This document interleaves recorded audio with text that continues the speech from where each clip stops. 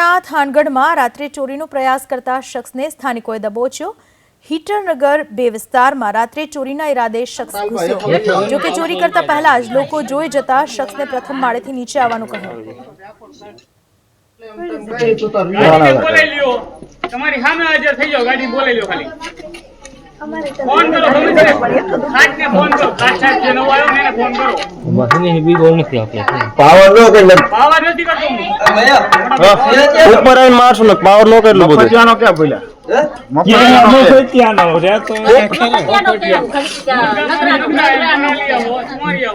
તને કીધું કોને કપાટ કા તોડતો તો હા રાવળદેવનો છોકરો છે મારી ઘરની સામો હે।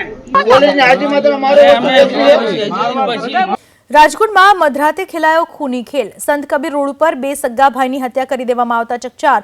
કોઈ બાબતે ઝઘડો થતા વિકી જૈન, અમિત જૈન નામના 2 યુવકોને રૂમમેટ છોટુ નામના શખ્સે જ હત્યા કર્યાનો ખુલાસો, જેમાં વિકી જૈનનું ઘટના સ્થળે તો અમિત જૈનનું સારવાર સમયે મોત નીપજ્યું। ભોગ બનનાર અને આરોપી સંજય તેમજ વિજય ગુપ્તા વચ્ચે બોલાચાલી થઈ હોવાનો પોલીસનો દાવો છે। આરોપી સાડો અને બનેવી હોવાનો ખુલાસો થયો છે।